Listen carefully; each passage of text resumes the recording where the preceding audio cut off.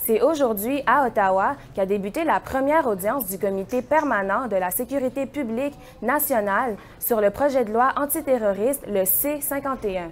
Le ministre de la Sécurité publique, Stephen Blaney, est convaincu que le C-51 ne menace en rien la liberté des Canadiens. On en parle avec notre journaliste Marc-André Bouliane. Alors, Marc-André, les ministres ont-ils bien défendu leur projet de loi? Oui, Ivana, les ministres Stephen Blaney et Peter MacKay sont venus aujourd'hui témoigner en ouverture de la première séance du comité parlementaire sur la loi C-151. Et comme à l'habitude, lors d'une première séance, eh bien, les ministres sont venus défendre leur projet de loi. Ils ont démontré que chacune des dispositions de la loi était légale. Ils ont aussi soutenu que le projet était équilibré entre les pouvoirs accordés pour assurer la sécurité et la protection des libertés individuelles. M. Blaney soutient également que les citoyens sont conscients que leur liberté et leur sécurité en dépendent.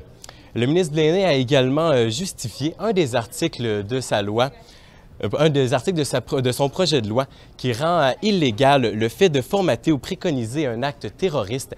Et cette comparaison avec un article, avec un élément historique, eh bien, ça l'a fait sourciller plusieurs personnes qui étaient présentes. Je vous laisse entendre l'extrait. Alors, je maintiens mes propos et je vous redis que l'Holocauste n'a pas commencé dans les chambres à gaz, il a commencé avec des mots. C'est la raison pour laquelle il est important de respecter les droits et libertés des Canadiennes, mais de ne pas tolérer l'incitation à la violence.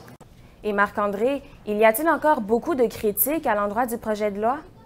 Oui, Vanna, il y a encore beaucoup de critiques. Et il y a quelques semaines, il y a quatre anciens premiers ministres du Canada qui ont signé avec d'anciens juges de la Cour suprême une lettre où ils expriment leur inquiétude face au respect des libertés d'expression des Canadiens.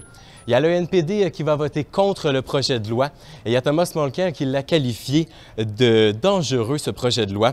Et lui, Justin Trudeau, de son côté, il va appuyer le projet des conservateurs. Toutefois, il émet quelques réserves au projet.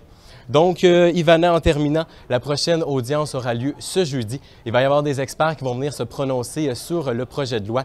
Il y a aussi le commissaire à la protection de la vie privée du Canada, Daniel Terrien, qui devrait venir déposer un mémoire. Merci, Marc-André. Je vous en prie.